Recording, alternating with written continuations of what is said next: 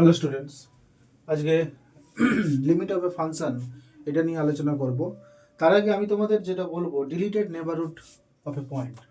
দেখো, এটা একটা পয়েন্ট পি, একে ঘিরে ধরো ডেল্টা রেডিয়াসের, মানে একটা নাম দিয়েছি, ডেল্টা সমান হাফ হতে পারে, 2 হতে পারে, 1 হতে পারে। ডেল্টা রেডিয়াসের একটা সার্কুলার রিজিয়ান নিলাম, তাহলে এই সার্কুলার রিজিয়ানটা কি হবে না, পি এর একটা সার্কুলার নেবারহুড হবে। এইটা কি হবে না, circular neighborhood of P with center at P and radius delta unit. This neighborhood, এই নেবারহুডটাকে আমরা কিভাবে লিখবো? This neighborhood is denoted by n delta p অথবা np ডেল্টা, এইভাবে। এখন np ডেল্টা মানে হচ্ছে এই সার্কুলার রিজিয়ন যাতে পিটা আছে। এখন এই সার্কুলার রিজিয়ন থেকে পিটাকে খালি তুলে নেবো। পিটাকে কি করব? তুলে নেবো। মানে একটা রিজিয়নে কাঁটা ফুটেছে, কাঁটাটাকে খালি তুলে নিলাম।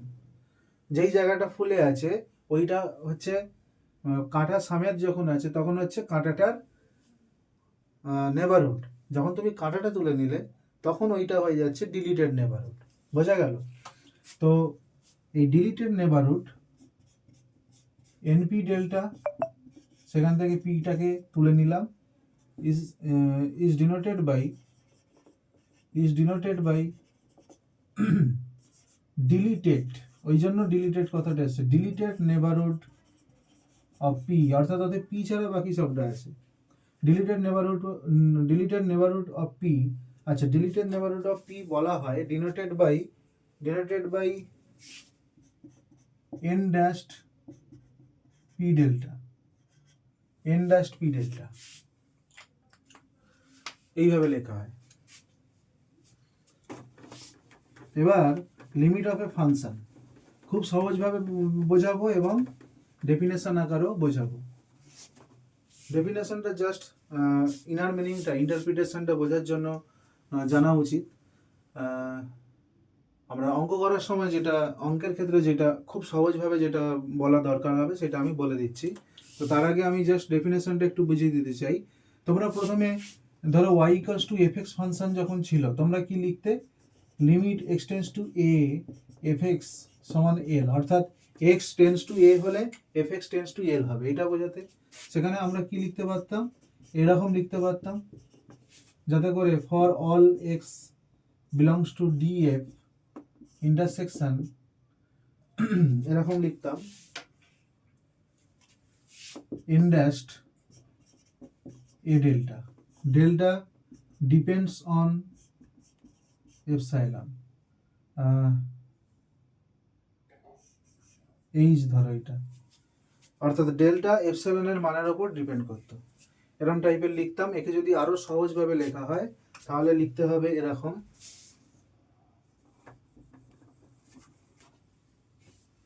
যে এক্স আর এর যে গ্যাপটা সেটা অবশ্যই জিরোর থেকে বড় হবে, কারণ এক্স টেন্স টু এ, তো এক্স টেন্স টু এ মানে তো এক্স এর সমান নয়, এক্স ভেরি ক্লোজার টু এ কিন্তু এর সমান নয়। তাহলে এক্স থেকে এর দূরত্ব সবসময় একটা গ্যাপ থাকবে, সেই গ্যাপটা থাকা মানেই কি তাদের মধ্যে ডিস্টেন্স কখনোই জিরো হবে না। জিরো হওয়া মানে তো তারা মিশে গেল। তো এখানে সবসময় জিরোর থেকে বড় হবে এবং একটা ছোট লেন্থের থেকে কম হবে। মানে এই যদি এ হয়, এক্স এদিক থেকে আসবে, এদিক থেকে আসবে ছোট্ট একটা রিজিয়নের মধ্যে দিয়ে, অর্থাৎ এইটার ভ্যালু কত হবে? এইটার ভ্যালু হবে ডেল্টা, এরকম। তাহলে এখানেও তাই হবে। Let w equals to f of z be a function of complex variable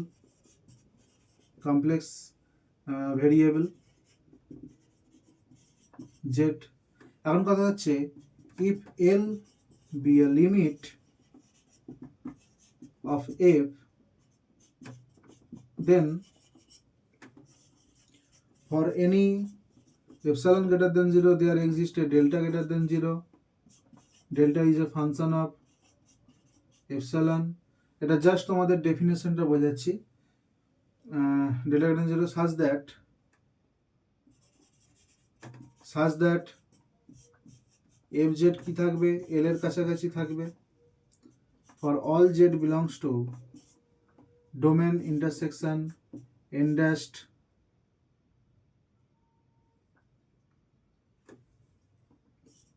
Z zero delta.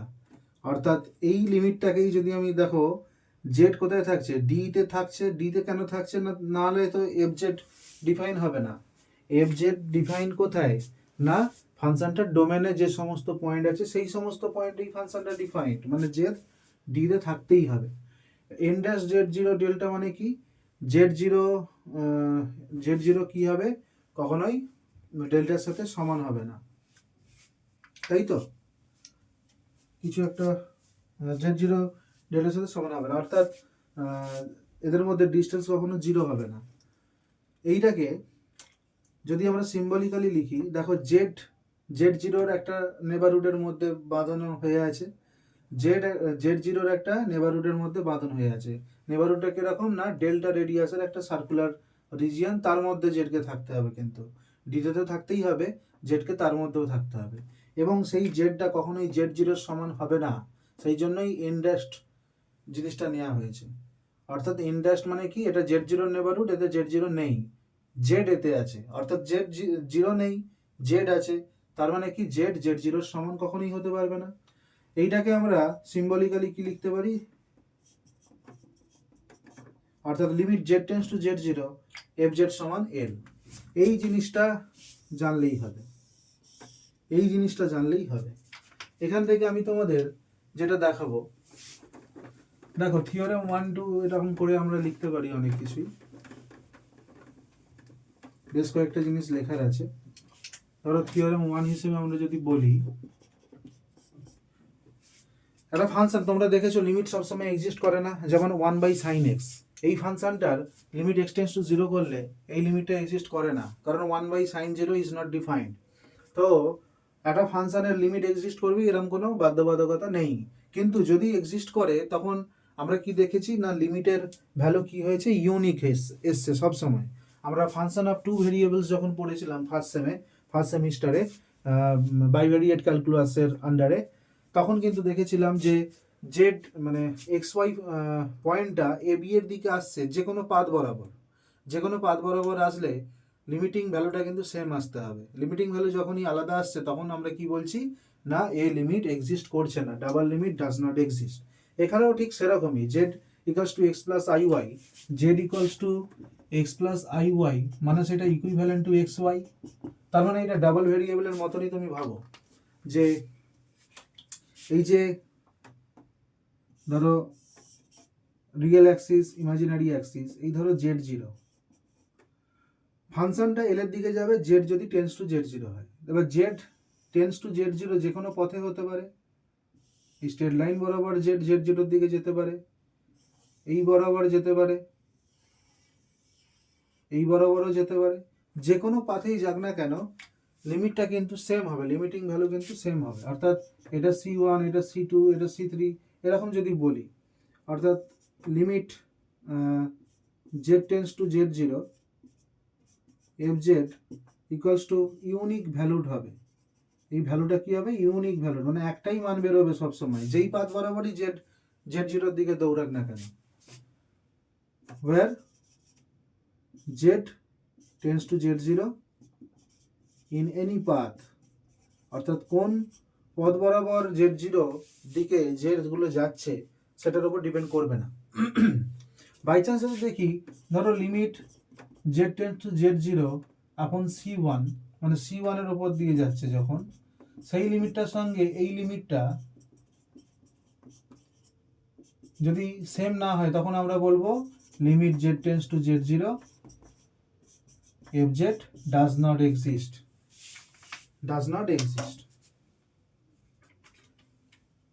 এখন দেখো limit Z tends to Z zero, আমার কথা হচ্ছে লিমিট যদি এক্সিস্ট করে কতগুলো লিমিট থাকবে না আমরা সব ক্ষেত্রেই দেখেছি কি ডিফারেন্ট লিমিটিং ভ্যালু আসা মানে সেটা ডাজ নট এক্সিস্ট, তার মানে লিমিট থাকলে ইউনিক ভ্যালুড হতে হবে। If fz has a limit, then this limit will be unique valued. Theorem 1, theorem 2, theorem 2 দেখো limit fz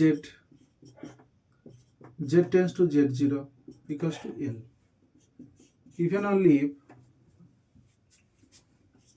দেখো z0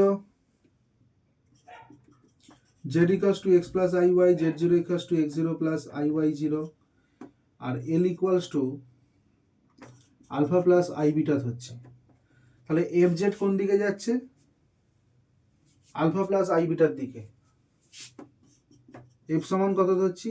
u প্লাস iv, তার মানে এটার মানে হচ্ছে u আলফার দিকে যাবে, v বিটার দিকে যাবে, অ্যাজ কি হবে না x x0 অ্যাজ xy কোন দিকে যাবে? x0 y0 এর দিকে।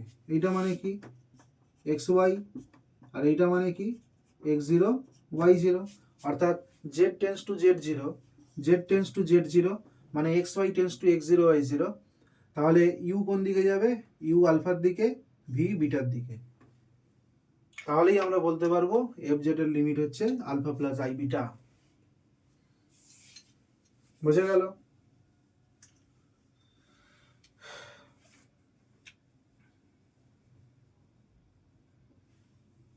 এবার ধরো এই জিনিসগুলো আছে, মামুলি কিছু জিনিস আছে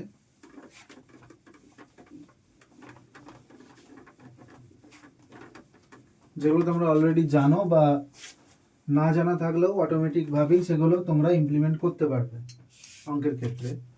দেখো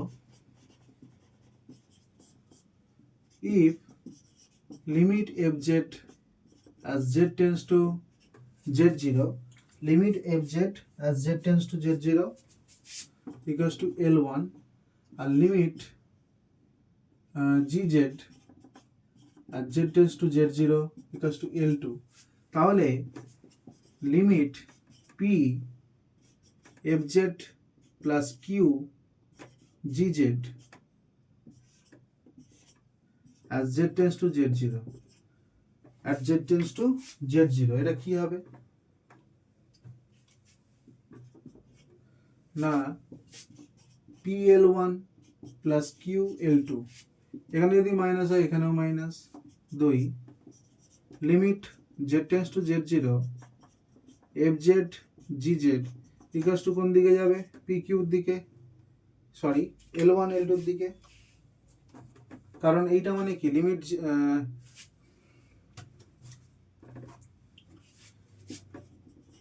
limit z tends to 0 fz into limit z tends to 0 gz, তার মানে l1 l2।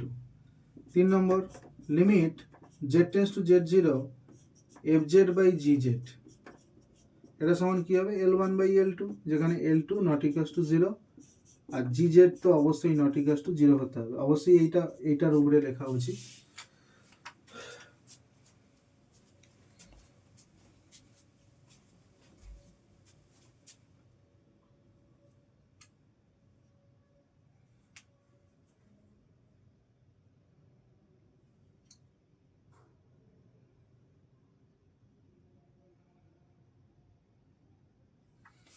আমরা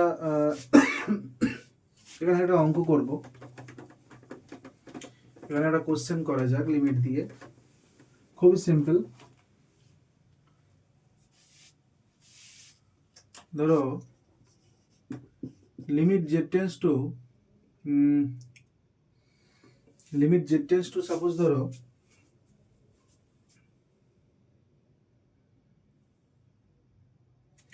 লিমিট z tends to কি দেয়া যায়? লিমিট z tends to যেমন যে কোনো একটা নাম্বার নিতে পারো,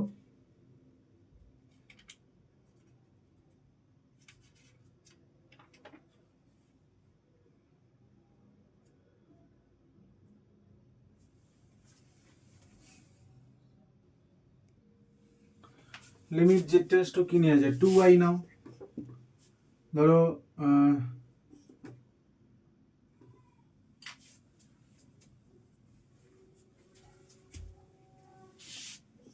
Z square plus 4 divided by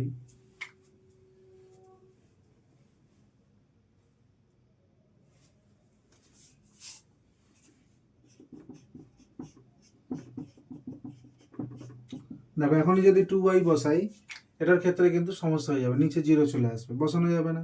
তাহলে এটা কি করব না, limit Z tends to 2y, Z square plus 4 মানে কি Z plus 2y into Z minus 2y লিখতে পারি। জেড স্কোয়ার প্লাস 4 মানে কি Z square plus 2 square I square, এটা মাইনাস হবে, তাহলে Z plus 2y into Z minus 2y, নিচে Z plus 1 into Z minus 2y, এইটা কাটলো, অর্থাৎ limit Z tends to 2y Z plus 2y by Z plus 1। এবার আমি 2y বসাতে পারি, 2y 4y, আর এখানে 2y প্লাস 1। এটা তুমি a প্লাস আই বি আকারেও লিখতে পারো, এটার কনজুগেট কমপ্লেক্স দিয়ে উপর নিচে গুণ করে রেশনালাইজ করে। তো আরও কিছু অঙ্ক আমরা লিমিটের ওপর দেখে নেবো নেক্সট ভিডিওতে, আজকে এই অবধিই থাকলো।